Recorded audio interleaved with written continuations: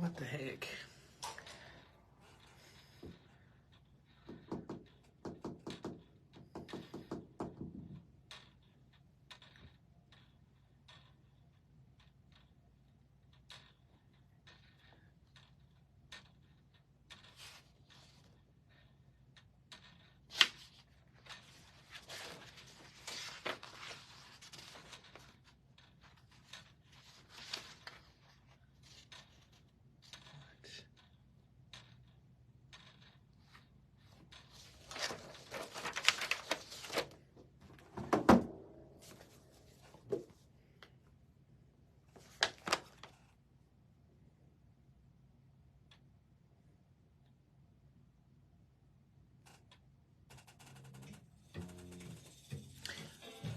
Hello, Linda.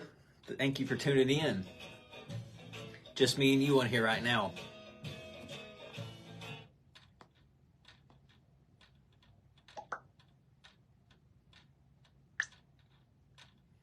I gotta figure out what this... I'm just having, of course, I'm having a technical difficulty right before I go on the air. Always happens. Always happens.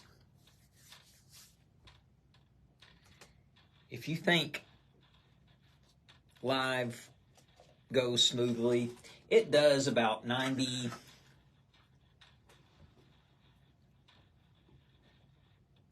of the time. But you can always, I don't want to give it that high. I'd say things go smoothly about 75% of the time. For everything to work. Yeah, okay, so let's see here. Heredity. What in the heck is that?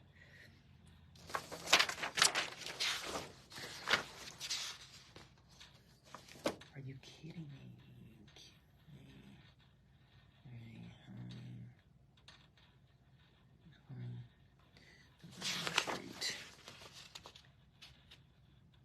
Right. Our street, and then we're supposed to have the song of the week, which is this. Nice. Okay. We got that going. That's good. All right. Well, hello to everyone who is watching at this point. We are going live in about 7 minutes. So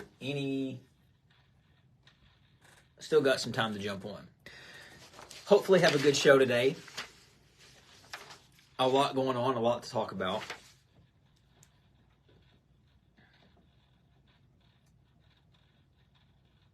No. How is that even possible?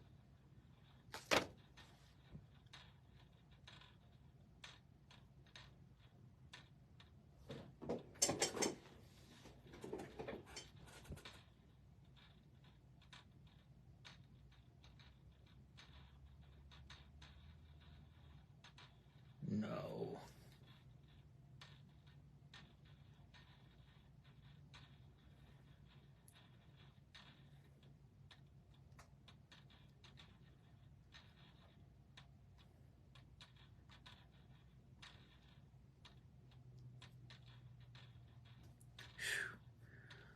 Hey, Tim, what's going on, buddy?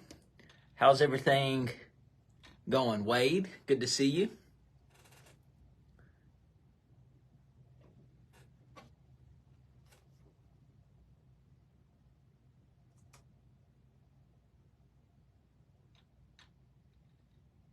Man, my computer is acting wild.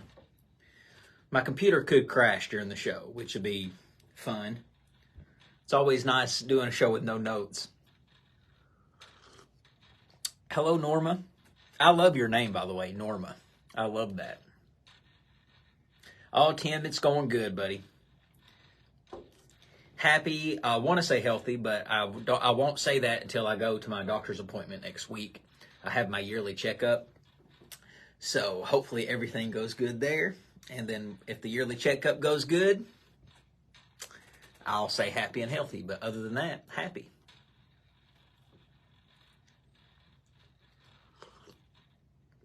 Hello, Mary.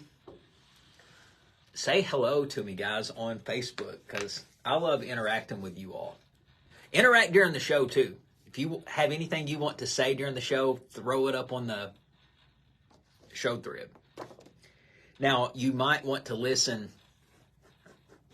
on the app or radiolex.us during the show, in addition to watching on Facebook Live, because I play a lot of clips, and you can't really hear the clips on Facebook Live. You have to tune in for the show, like on the website. That's the only way, really, you get the full broadcast in its entirety, with like listening to the clips.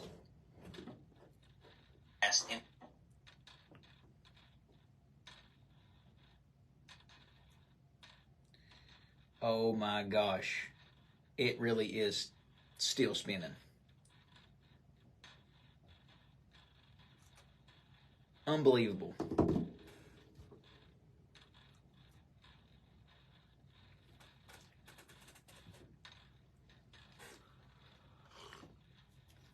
Hi, Betty. Hi, Linus. Hi, Marty. Linus, I love your name. I have an aunt named Linus. Hi, Virginia. Mary, I think I said hello to you already. Sky Blue, what a cool name that is. Sky Blue. That is amazing. Hello. Nawada, hello, Nawada.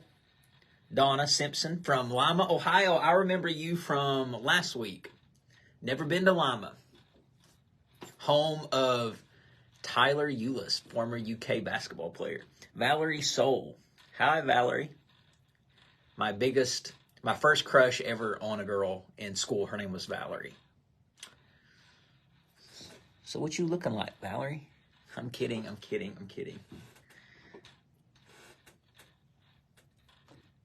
You guys got to understand something about me. I am a very big jokester.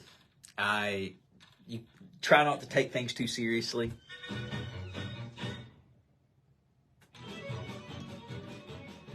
Sending love from Tennessee, Sky says. Well, Tennessee, we play you guys in football this weekend. Kentucky does. Hopefully, we can get the dub. Highly doubt it because we got such a terrible coach at UK, but it's all no here or there. Valerie says, oh boy, well, needless to say, things didn't work out. Hello. Somebody is watching, but I cannot pronounce that name. It is written in Japanese. Lynn C. Mullins. Hello, Lynn. The show starts in like 2 minutes.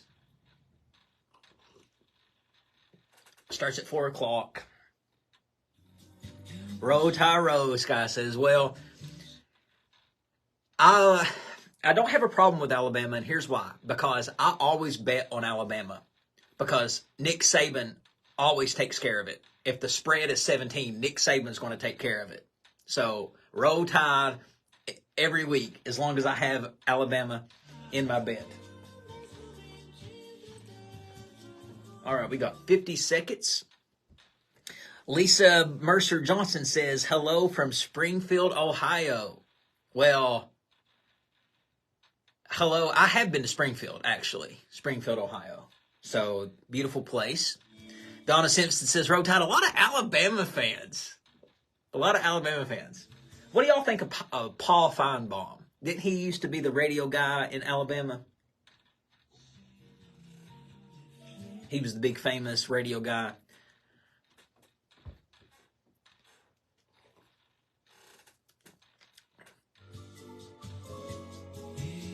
All right, the show starts in 8 minutes. Tune to radiolex.us in addition to watching the Facebook Live if you want.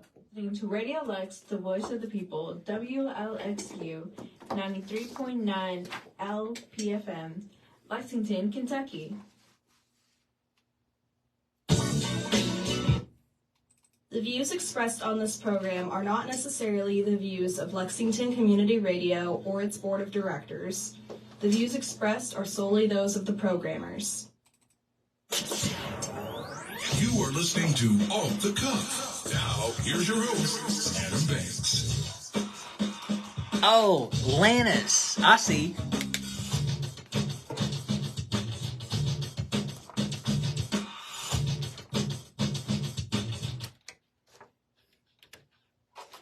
Welcome everybody to Off the Cuff. I am Adam Banks coming at you live from Lexington, Kentucky. Thank you for listening to the show and thank you for tuning in to WLXU 93.9 FM. In addition to listening on the radio, you can check out our Facebook live stream at Off the Cuff with Adam Banks, or you can download the Radio Lex app on your smartphone device or stream the show live from the station website at radiolex.us to stream the show anywhere from the entire world.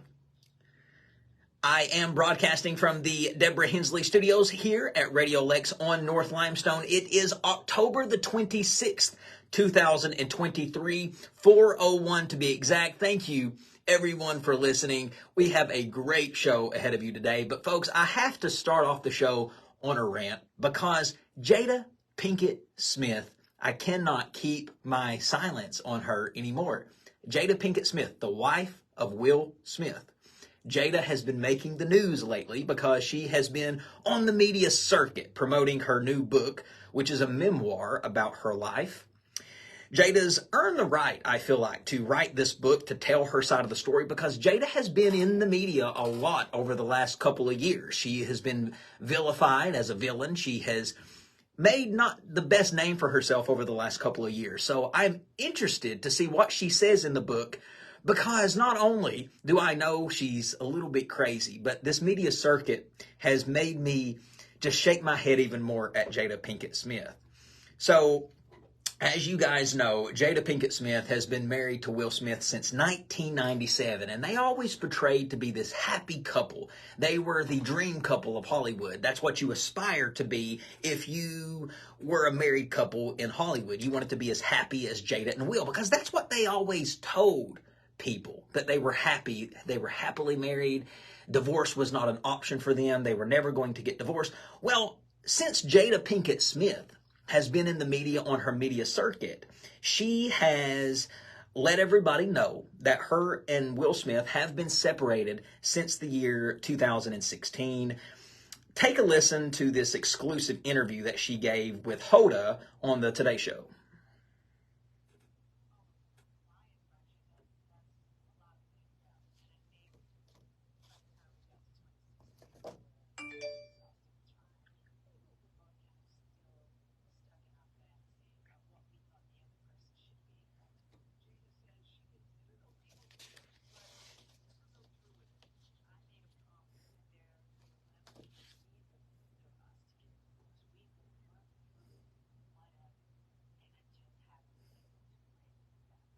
See, I have to disagree with that philosophy that divorce is not an option, because they're prime examples of that.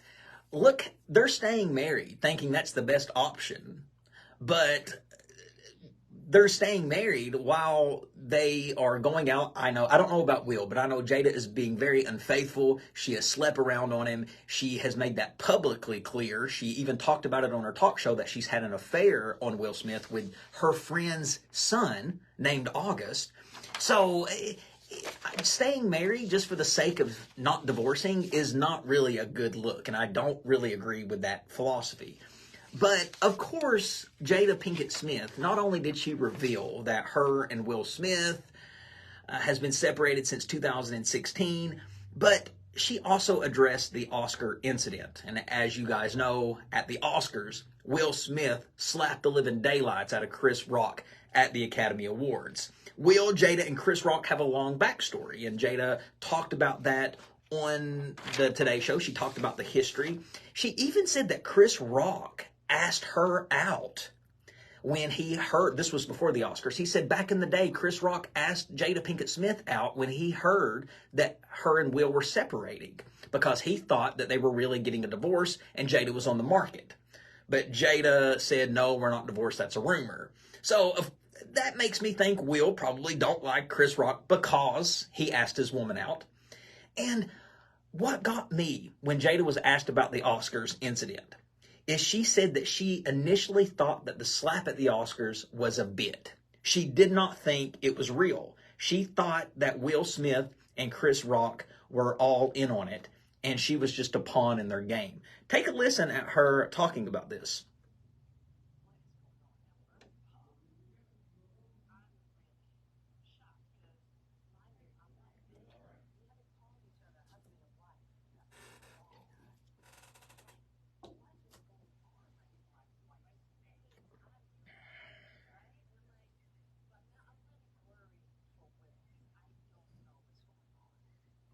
She's worried for Will.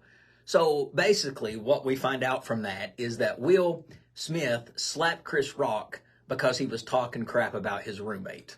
Jada's his roommate at this point. They're not even living together. They're separated.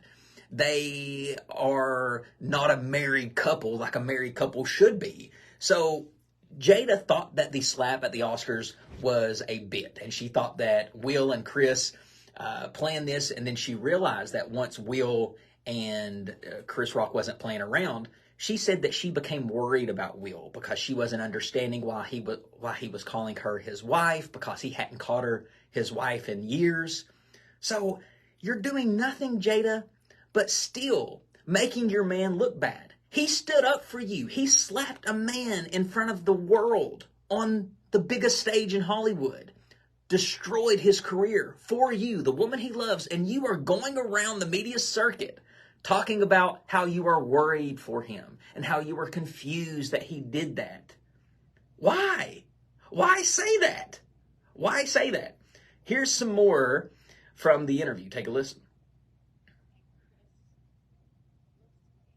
Oh, this is the part of the interview where she said Chris Rock came up to her at the Oscars after the slap. Take a listen.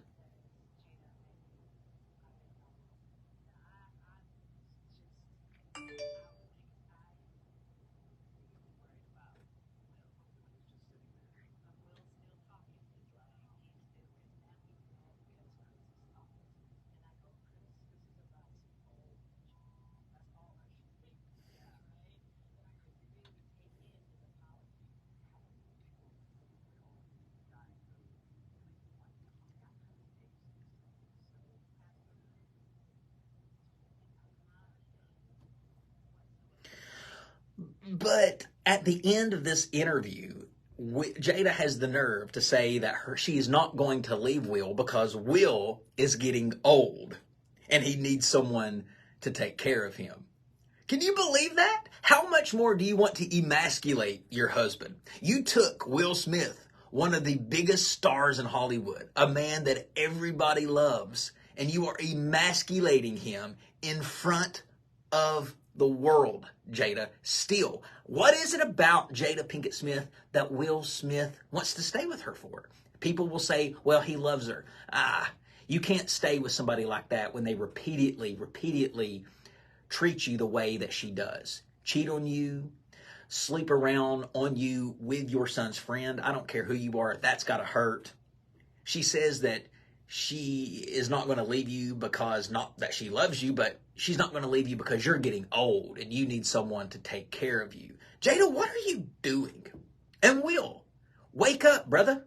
Wake up. You slapped a man over your roommate, not your wife, over your roommate. Now, Will Smith has finally broke his silence about Jada's media circuit tour, and this is what he had to say. Take a listen.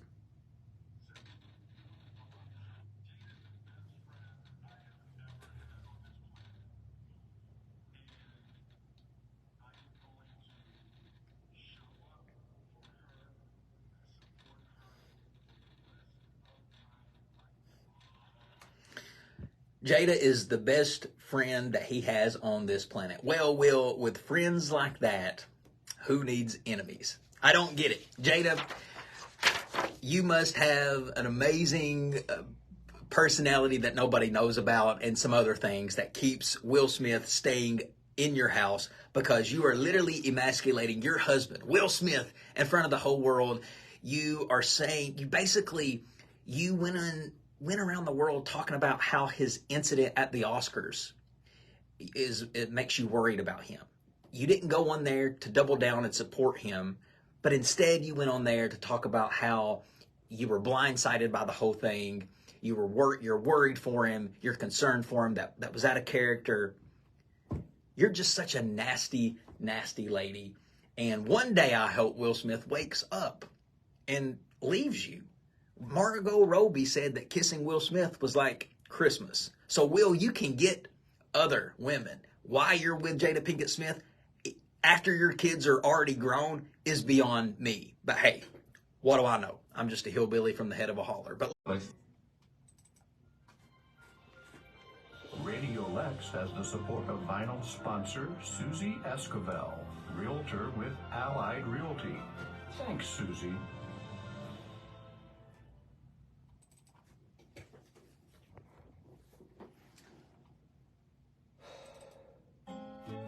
मेरो स्वास्थ्यमा ध्यान केन्द्रित गर्न सधैँ सजिलो छैन। म सधैँ मेरो परिवारको लागि काम गर्न र मेरो समुदायलाई समर्थन गर्न Yeah, so तर मलाई थाहा छ सर्वप्रथम मेरो ख्याल राख्न basically परिजनहरूको स्वास्थ्यको ख्याल राख्ने you can't hear it because of so you can't hear the clips नपर्खनुहोस्। on Facebook Live. You have to tune in to the actual broadcast, which is radiolex.us. So if you want to hear the clips that I play, you got to tune in to the audio version of the show. Because this is just kind of the raw version. Radio Lex has the support Let's of see what all we got sponsor going on here. Central Bank. Centralbank.com.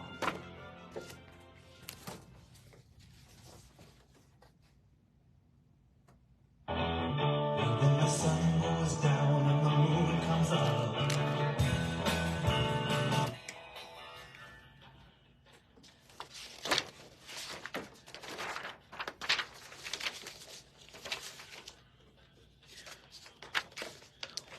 Welcome back, everybody, to Off the Cuff. Adam Banks here with you. So many people on the show thread chiming in on the whole Will Smith, Jada Pinkett Smith situation. I think a lot of people are in agreement of how disrespectful and vile Jada Pinkett Smith is. It's amazing what a person will do when they say they love someone. But folks, it is October the 26th, 2023, which means we are only 5 days shy of Halloween, the spooky season, my favorite time of the year. Trick-or-treating will be in Lexington on Tuesday, and the time will be from 6 to 8.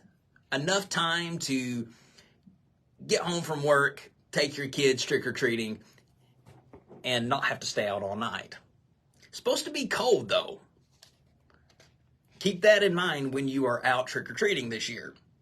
But folks, in light of it being the Halloween spooky season, for the last couple of weeks on the show, we have been doing some Halloween-themed segments where we have talked about, like last week on the show, we talked about the best television episodes to watch for Halloween. We talked about a couple of weeks ago the best, most iconic horror movie theme songs of all time. Well, today on the show, I would like to continue our Halloween themed segments by doing another segment talking about horror movies, but in particular, I would like to talk about the most shocking deaths in horror movie history. Now, if you are a horror movie fan like I am, you've seen a ton of them. You've seen Chucky, you've seen Scream, you've seen Children of the Corn, you've seen Carrie, you've seen Freddy Krueger, Friday the 13th. The list goes on and on. And as you know, in horror movies, a lot of people die. That's what makes a horror film. There's death in horror films. But sometimes there are people that die in horror films that you never seen coming. It completely shocks you. A lot of the times you can kind of tell when somebody's about to die. They're going to die, you'll say to yourself. Or a character will be so involved in the movie and they'll be built up as this main character to just get killed. And it shocks you. So what I have done here as a horror movie fan is I have compiled a list of the most shocking deaths in horror movie history. And folks, there is a lot that I could have put on this list. But folks, I am going to start with one of my favorites, actually. And it comes from the movie Halloween Resurrection. And this is the death of Laurie Strode. Now, Laurie Strode is played by Jamie Lee Curtis. Now, keep in mind, when Halloween was created, they created several movies of Halloween. There's like 10, 12, 13 Halloween movies. Laurie Strode has been in like 5 or 6 of those movies. And the thing about those movies is they have different timelines. Like 1, 2, and H2O and Resurrection is its own timeline. and then there's Halloween 1, and then this new trilogy that they started. It has its own timeline. Well, in this particular timeline of Halloween Resurrection, it involves Halloween 1, 2, Halloween Resurrection, which is 3, and then this one, Halloween H2O, which is 3, and then Halloween Resurrection, which is 4. And Jamie Lee Curtis played the main star in the Halloween movies, Laurie Strode, an iconic horror movie character. Well, in Halloween Resurrection, at the opening of the film, Laurie Strode, the final girl, the leading lady, who has been the leading lady in all of the Halloween films, gets killed in the opening 10 minutes of Halloween Resurrection. Now, in this particular scene where she gets killed, here's how it happens. Laurie Strode, in the end of Halloween H2O, the movie before this, she chops off Michael's head. Well, she thought she chopped it off, but instead she finds out that she chopped off the wrong head. It was actually an innocent man. It was an innocent man that she chopped his head off thinking it was Michael Myers, and that caused her to go crazy, so she was put in a psych ward. Well, Michael, 4 or 5 years later, come after Laurie Strode, like he always does, and she set up a trap to trap Michael Myers. And when she did this, she had him right where she wanted him, hanging upside down by a rope. And she was going to go over to the rope and cut it, and Michael would fall to his death. But what happened in this particular scene is that because of the trauma that she experienced in the last movie, she wanted to make sure she had the right guy. She wanted to make sure it was the real Michael Myers. So she reached up to take off his mask. And when she did, Michael pulled her arm and stabbed her, and the main character, Laurie Strode, fell to her death. Take a listen.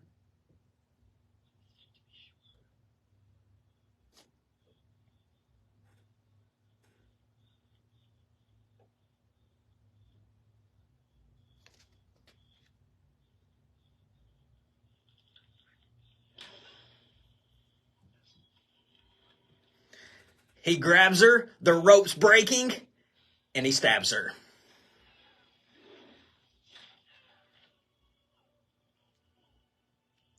She gives him a kiss on the lips, looks at him in the eyes, and says this before he lets her go.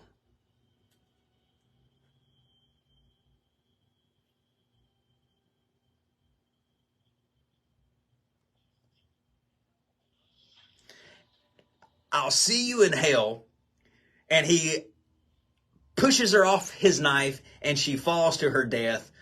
After all of those years, 20-something years of starring in Halloween movies, Laurie Strode, the main character of Halloween, was finally stabbed and killed by Michael Myers. Okay, coming up next on my list as one of the most shocking deaths in horror movie history comes from the movie Scream.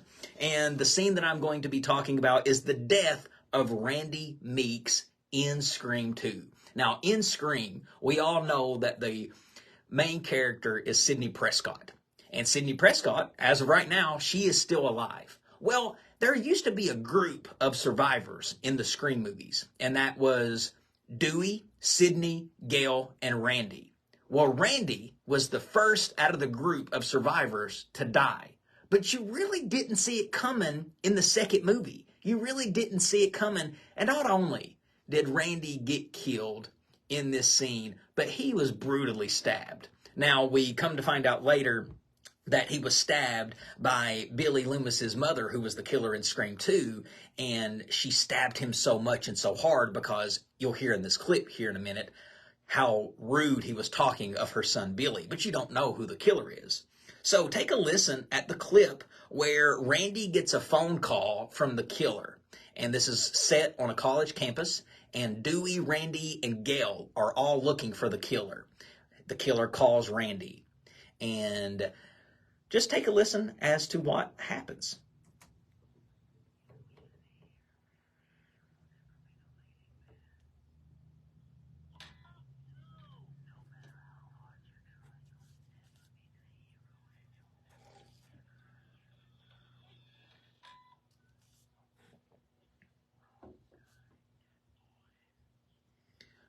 So what he's doing is he's going around to everybody, Randy is, and he's seeing everybody on a cell phone, And he's going up to him thinking that that could be the killer, because obviously the killer is calling from a cell phone.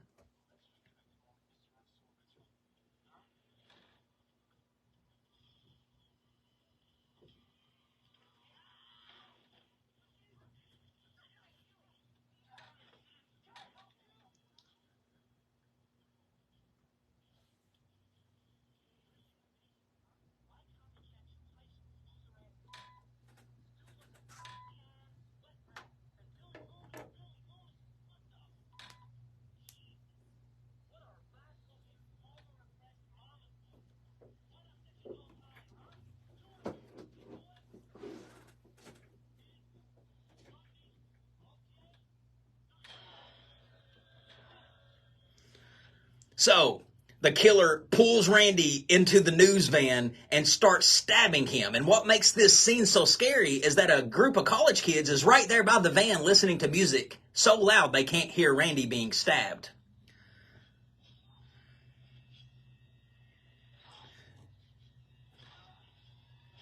Now, this is the van of Gale Weathers. Ghostface just kills Randy. He leaves Randy in the van.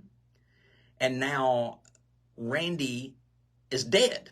And Gale and Dewey haven't seen or heard from Randy. So now they're worried. So they go looking for him. And Gale sees blood coming out of her van.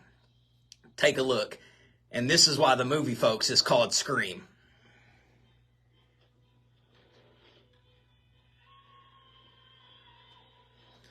Gale Weathers, played by Courtney Cox, gives her iconic scream as she sees Randy laying there, stabbed to death in her van. All right, folks, next on the list as one of the most shocking deaths in horror movie history is also from the movie Scream. You know, I was talking about the core group of characters that were always survivors of the movies. Well, you just seen one of the survivors die, Randy. Well, the next death I'm going to talk about is the death of Dewey in Scream 5. Dewey made it in Scream 1, Scream 2, Scream 3, Scream 4. He survived and tricked the killer and made it out alive. But in the fifth one, that's when Dewey finally meets his fate and gets killed by the killer. And what happens as the killer kills Dewey, she stabs him from the stomach and the back, rips him completely in two to let the audience know, hey, this time he is dead. Because Dewey was always getting stabbed, but he would always survive. But in this one, they make sure that he is dead. They make sure they let the audience know that he is dead. And what's spooky and haunting about the ending of this scene is the killer whispers in Dewey's ear after the killer kills him and says, "It's an honor. It's an honor." Take a listen.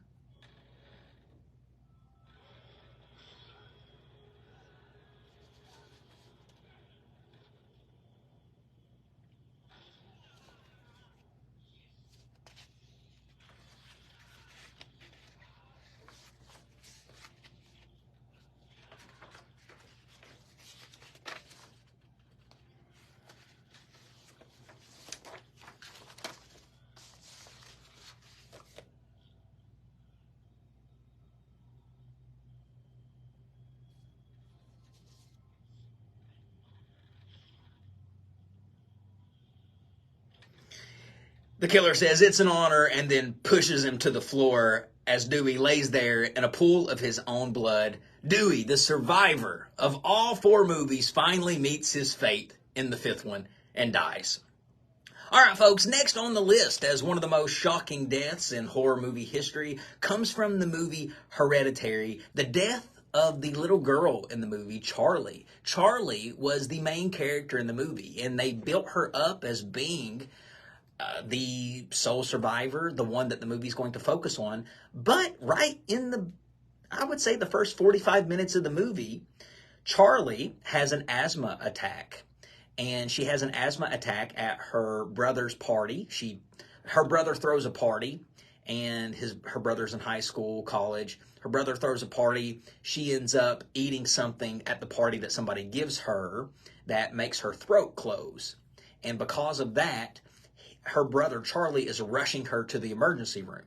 keep in mind, her brother was not supposed to have a party, but he did anyway. And as he's rushing her to the emergency room, Charlie, the little girl, rows down the window to stick her head out the window to get some fresh air. And her brother sees something in the road, swerves to miss it, and when he does, he hits a telephone pole, which decapitates his sister because his sister has her head out the window. And it was a very shocking death because, hey, this was supposed to be the main character. Take a listen.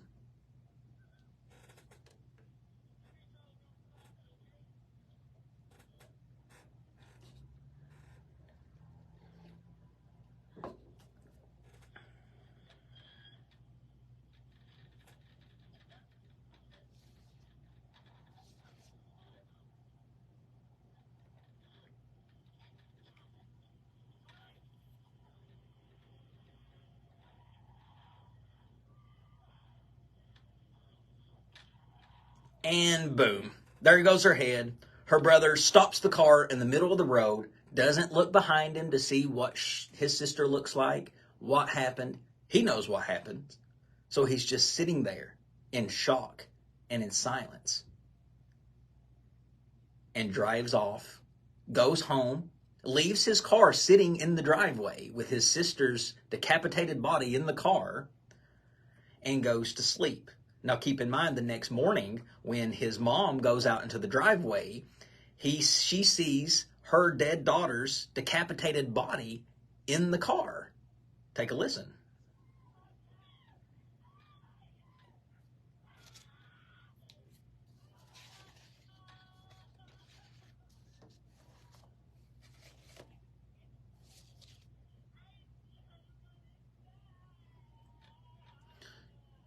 And you imagine how that would feel walking out and seeing that. That would be traumatizing. But folks, we've got one more to go over here, and this is one of the most shocking deaths in movie history. And this is kind of a newer movie. This comes from the Halloween movies. This is from Halloween Ends. And this is at the main beginning of the movie.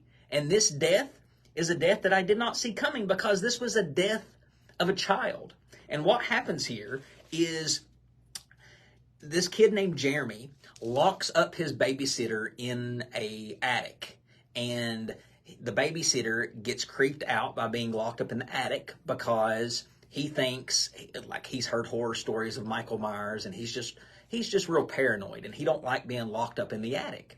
Well, he ends up trying to kick the door down, and the little boy is standing in front of the door. And when he kicks the door open, the door knocks the little boy over the stair rail. And the stair rail is like 5 stories high. It's a big mansion that they live in.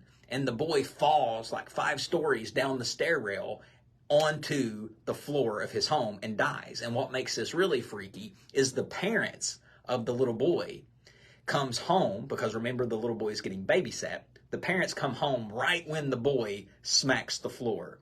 So take a listen at the scene from Halloween Ends when Jeremy gets knocked over the railing.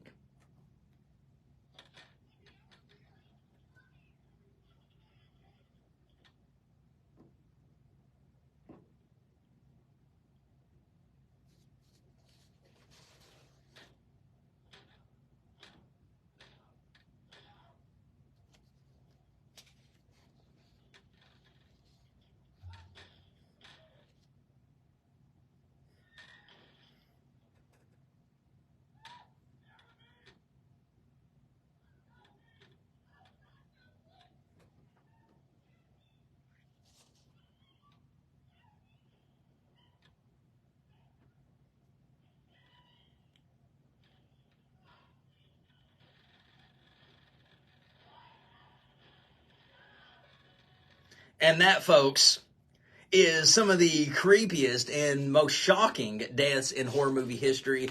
I took those and I put those on this list because those are the moments in the theater where I was just shocked, where I was just like, wow, I did not see that coming. So I'm sure there are a few movies that I did not put on the list that you're thinking of, and you're thinking, Adam, how could you forget this? How could you not put that on the list? Well, throw it up there, and hey, I may play it for the audience. But folks, we still have lots more Off the Cuff with Adam Banks coming at you live after these words. Stick with us. We will be right back.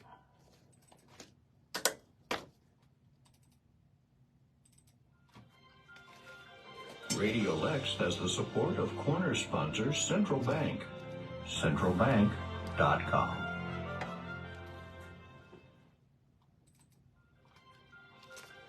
Radio Lex has the support of Founders Circle member CHI St. Joseph Health. CHI St. Joseph Health.org.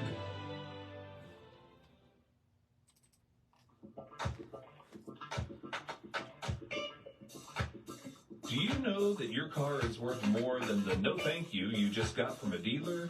Turn nothing into something powerful by donating that car to Radio Lex. All you need is the title and we'll take care of the rest. It's safe, fast, and easy, and you may qualify for a tax deduction. Your generous donation will help fuel the programming on WLXU and WLXL. Go to radiolex.us/car.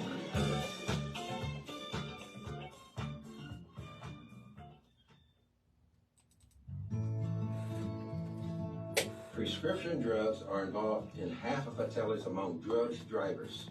Opioids are the most common. Some antidepressants can increase crash risk by 40%. A common ingredient in over-the-counter cold medicines can impair your ability to maintain speed. Hey Cheryl, thank you for saying that. I appreciate it. It's going really good. Hey Finchy. Hey Margie. Hey Renee James. Leona Martin. Nancy Welsh. Vera Watkins. And if I missed anyone, just say your name again. Radio Lex has the support of Founders Circle member L. Tracy Whitley. Thanks, Tracy. Now I have a story that I'd like to tell about the guy you all know and scared.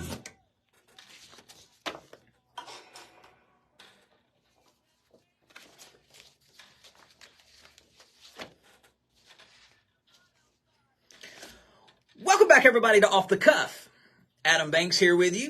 A lot of people on the show thread tuning in or chiming in and throwing out suggestions of shocking deaths in horror movies. One person said Ben from Night of the Living Dead. Yes, Ben was the character at the end who was believed to be a zombie, and he really wasn't. And he was the main character, just to get shot, survive the zombie apocalypse, just to get shot at the end. Rachel Cathers from Halloween 5. Yes, that was another shocking death. To me, that was the most underwhelming death of a main character in any horror movie I've ever seen.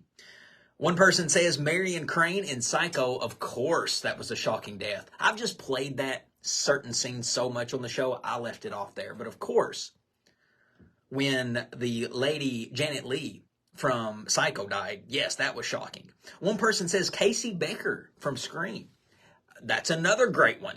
Scream advertised Drew Barrymore being the main character in Scream and killed the person he advertised to be the main character in the first 10 minutes of the movie. That was very, very, very shocking. And then finally, one person says on the show thread, Big Bob from The Hills Have Eyes was a shocking death. Folks, The Hills Have Eyes might be one of the most underrated horror movies I've ever watched, especially the remake. The remake puts the original to shame, surprisingly. But The Hills Have Eyes, when they kill Big Bob, the patriarch of the family, they burn him alive for his family to watch him just burn, was very shocking because Big Bob was he was so indispensable. You couldn't beat him. You couldn't knock him down. So to watch him die in the movie the way he did was very shocking. But folks, so thank you for your suggestions, by the way. But folks, Election Day is approaching very, very fast. And as a matter of fact, it is in just a couple of weeks where Kentucky is going to be going to the polls and placing a bet, or not placing a bet, you see where mine's at, casting their vote for the next governor of Kentucky. It may still be Andy Beshear. He may get reelected, or it could be Daniel Cameron. Personally, I don't think Daniel Cameron stands a chance. Now, unless there's this rush of voters that just go out on election day to vote for him and to support him, I don't think he stands a chance. Andy Beshear is the most popular governor in the United States. That's not me saying that. That is a fact. So I don't think he's going to lose. I think he will win by a landslide. But folks, there has been a ton of governors in this state. As a matter of fact, Andy Beshear is listed as the 63rd governor of Kentucky, although, in fact, only 57 individuals have actually served in the office. But Andy Beshear is listed as the 63rd. And that's something that I didn't know. So I started looking into the Kentucky governor's office. And there is a lot of cool things, a lot of cool facts about Kentucky governors throughout time. And that's what I would like to do now. I would like to give the audience some facts about Kentucky governors throughout time. For instance, did you guys know that the first 9 governors of Kentucky claimed party affiliation of Democrat-Republican? Following these came a National Republican. During James Moorhead's term, the National Republican Party changed to the Whig Party in 1834, which dominated the governor race for the next 6 governors. The last Whig elected governor was John Helm, who served only a little more than a year. Beginning in 1851, Democrats dominated the governorship through 11 terms until 1895, when Republican William Bradley was elected.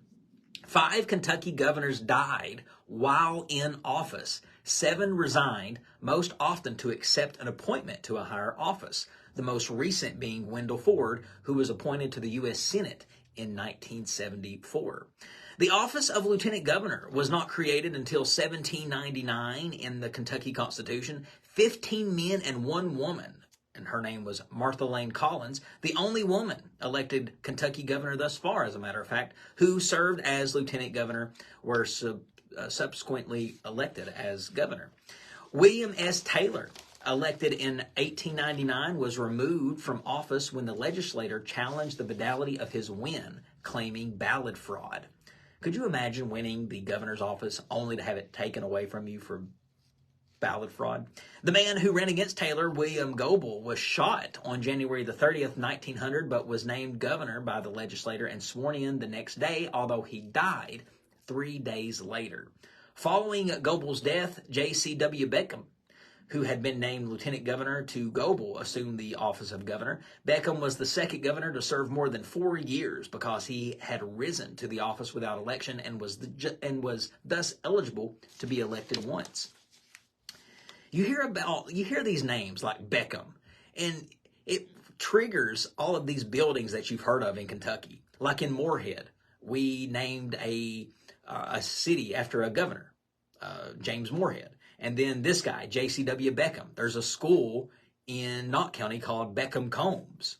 So I don't know if it had anything to do with that, but Beckham, you hear these names, and it makes you think of all these buildings around the state.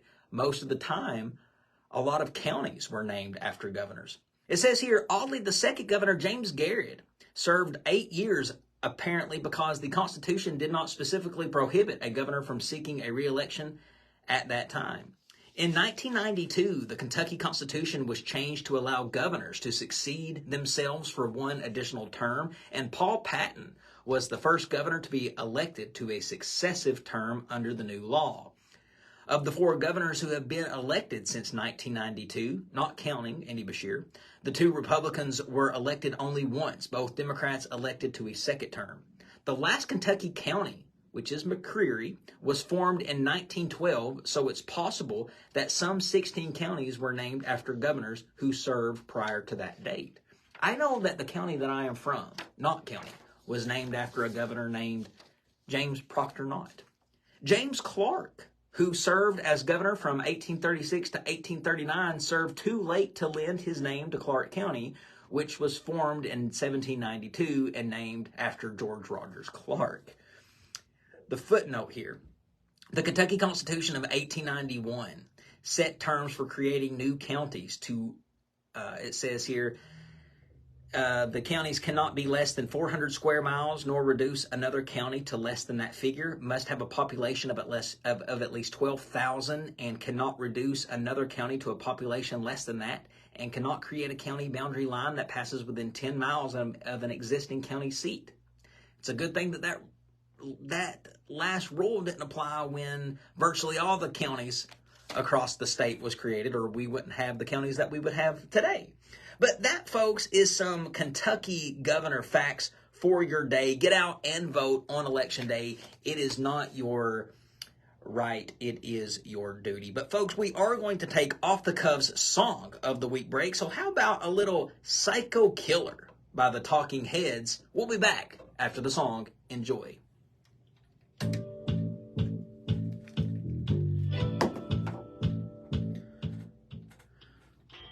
All right, let's look at the show thread. I've not had really time to look at it.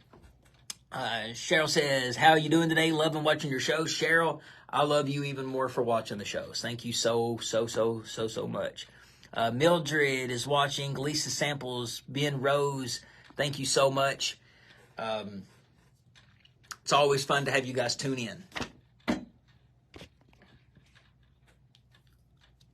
The reason I sit in silence during the show is because if I play any music, they'll kick me off, and I don't want you guys to be kicked off my Facebook Live.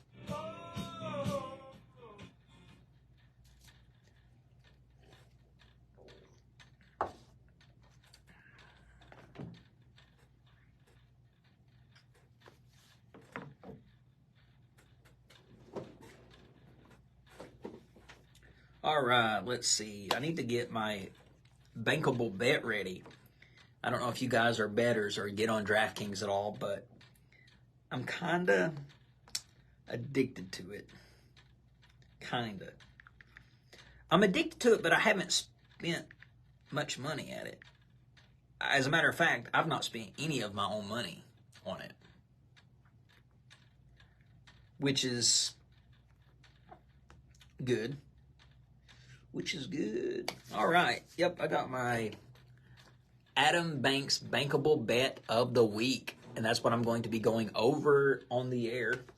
But you Facebook Live watchers, I'm going to go ahead and give it to you now for tuning in on the Facebook Live. This is the bankable bet that I feel like is going to happen, and what I mean by bankable, it means guaranteed. So if you want free money, I got 76ers and Bucks going under 227. LeBron James scoring more than one three-pointer today, and the Buffalo Bills winning Thursday Night Football tonight. If you put $10 on that with a $50 or with a 50% parlay boost, you're going to win $62. Can't beat it.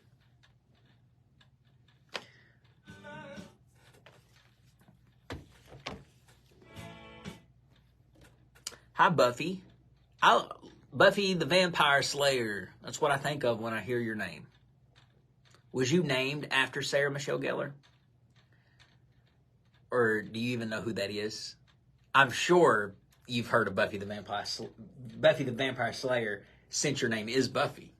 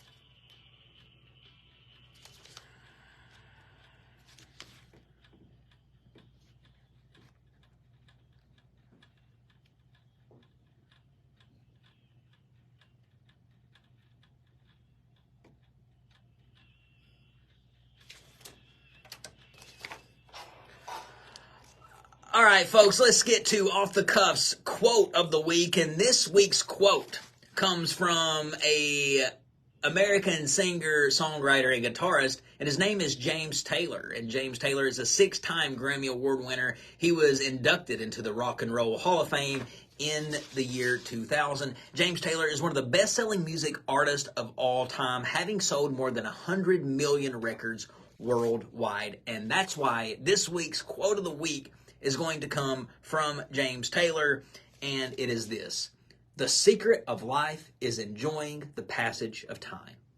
The secret of life is enjoying the passage of time. A simple yet very powerful quote. We always are looking for the key to happiness, the key to enjoying life. Well, the secret to enjoying life is just to enjoy the passage of time. The one thing about time is it never stops. It never does stop. We're older now than we was 10 seconds ago. And we're going to be even older now 30 seconds from now. So time never stops. So as long as you are enjoying your time, you have found a huge secret. You have discovered the secret to happiness. The secret of life, folks, is enjoying the passage of time. All right, folks, we're going to take one more break. And when we come back, I'm going to give you Adam's bankable bet, which is free money for all you sports gamblers out there. But we still got lots more to talk about in this last segment. Stick with us, folks. We'll be right back.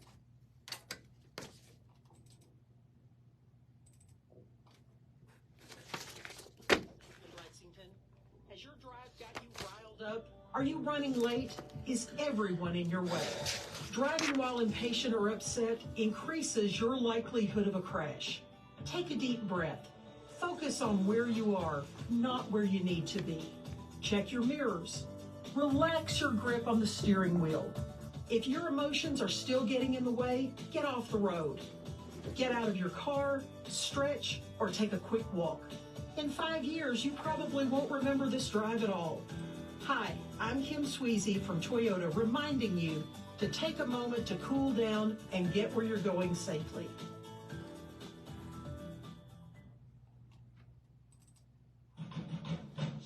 Sote tunataka kuwa wenye furaha na wenye afya, sivyo? Hebu tujenge tabia zinazotunza jamii yetu vyema. Ninachukua muda kidogo kila siku kufanya mazoezi na kushughulisha mwili wangu. Ninakwenda kwa daktari kila miezi 6, sio tu pale ninapougua. Nafuatilia kuhakikisha kwamba nimepata chanjo zangu zote za sasa hivi. Zawadi kubwa tunazoweza kuzipatia familia zetu ni kupatikana na kuwa wenye afya. Chukua tahadhari, chukua hatua. Ujumbe huu unaletwa kwenu na Radiolex, kituo cha redio cha jamii yetu. Jifunze zaidi kwenye tovuti ya radiolex.us.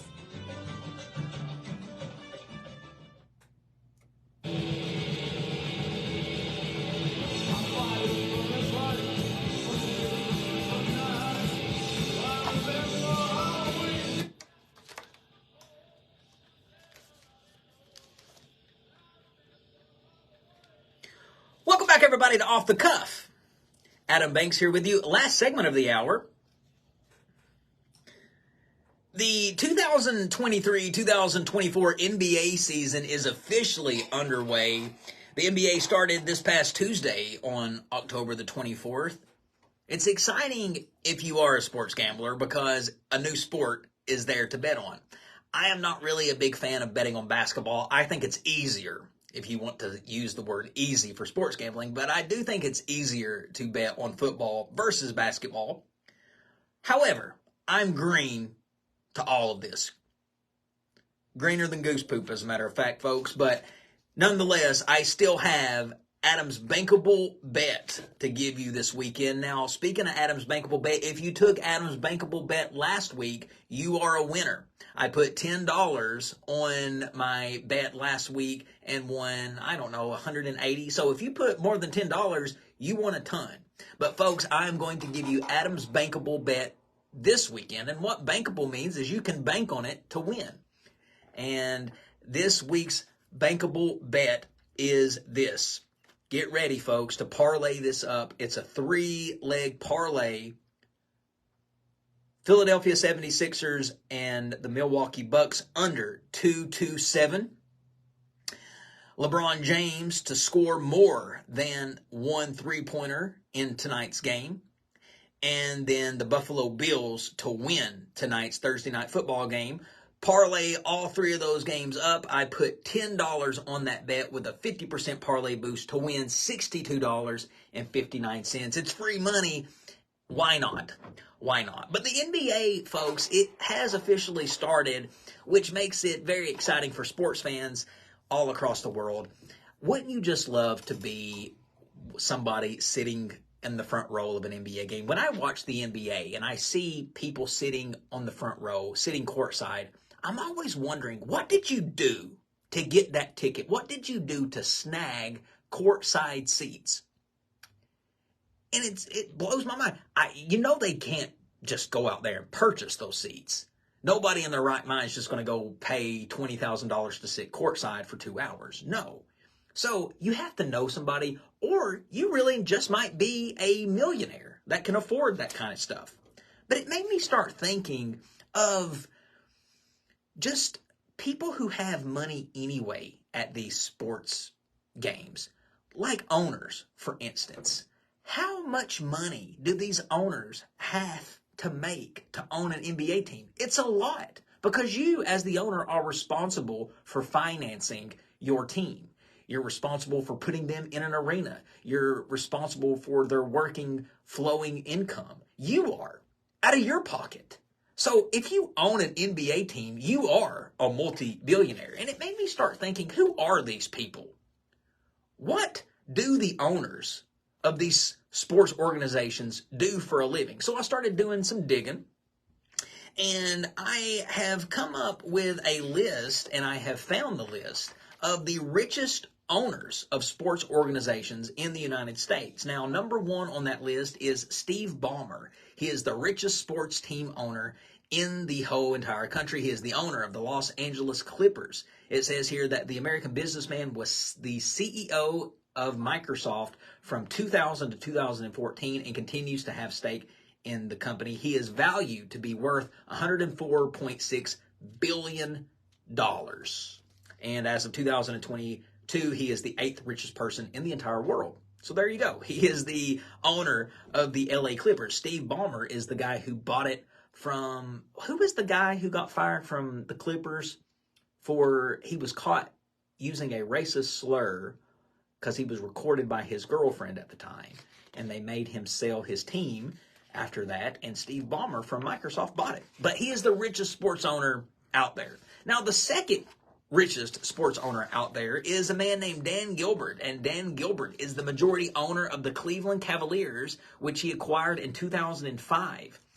Forbes pegged his net worth at $30.9 billion in 2021. The 60-year-old Dan Gilbert made his fortune from Quicken Loans. So that's why you have the Quicken Loans Arena. Robert Pera is the third place richest owner of a sports organization. He is 43, which makes him the youngest team owner in the NBA. He bought the Memphis Grizzlies 10 years ago when he was just in his 30s. He worked for Apple after he graduated from college and then left the company to form a company called Ubiquity Networks and made himself a multi-billionaire. He's actually worth $19 billion. Steve Cohen is the fourth richest sports owner in the country. He is the majority owner of the New York Mets baseball team, and he made his fortune out of hedge funds. And Forbes has him ranked at $16 billion. David Tepper is number 5 on the list as one of the richest sports owners in the world. He is valued at $15.8 billion. And he made his fortune from hedge funds as well. He's 64 years old, and he is the owner of the NFL team Carolina Panthers. And then that's your top 5, folks. But if we're looking at the list of top 10, here's 6 through 10. I found this to be interesting. Philip Anschutz is the owner of the Los Angeles Kings. He is worth $10.8 billion. His source of wealth is real estate. Stanley Kroenke, his source of wealth is real estate. He's worth $10.7 billion. He is the owner of the LA Rams, the Colorado Rapids, and the Colorado Avalanches. Here's an interesting owner. Ann Walton, who is the owner of Walmart, owns the Denver Nuggets. Did you guys know that the owner of Walmart owns the Denver Nuggets? Ann Walton is one of the Walton children. She was one of the heirs to Sam Walton's throne when he passed away. Sam Walton, when he died, he was the richest man in the world. And when he died, his billions were split up amongst all of his children. And even with his fortune split up amongst all of his children, all of his children still fall in the top 20 richest people in the world with a split fortune. So you imagine, if Sam Walton was still alive. He would hands down be the richest man in the world. Jeff Bezos, who? If Sam Walton was still living. But, and after she gets shopping until she drops at Walmart, she makes her way to the Nuggets Stadium in Denver and watches some basketball there. Jerry Jones comes in next on the list at number 9. He is the owner of the Dallas Cowboys. His source of wealth is, well, being the owner of the Dallas Cowboys. And then Shahid Khan, who is the 10th person on the list, and he is the owner of the Jacksonville Jaguars. He's worth $8.5 billion. His source of wealth is auto parts. Shahid Khan, if you don't know who that is, his son Tony owns a company called AEW. So Tony Khan, they all just own companies. Shahid Khan and his dad, he owns the Jacksonville Jaguars, and I guess he bought AEW for his son Tony, who's probably a big wrestling fan from back in the day. But I found that to be fascinating. When we're talking about sports owners and these owners who own these sports teams, I always wondered, what do they do for a living? How much are they worth? Where did they get their money? Well, now you know. At least the top 10 for that matter. But folks, that about wraps up another episode of Off the Cuff with Adam Banks. If you liked what you heard today, you'll probably like our previous episodes. I post all episodes on podcast. You can check out the podcast on all major podcasting platforms. We're on Apple, we're on Spotify, we're on YouTube. You can follow the show on social media at Off the Cuff with Adam Banks. We're on TikTok, Instagram, Facebook, YouTube. You can follow me, the host, on social media at The Adam Banks. We release new episodes every Thursday from 4 to 5 right here on WLXU 93.9 FM, which means we will be back same time, same place.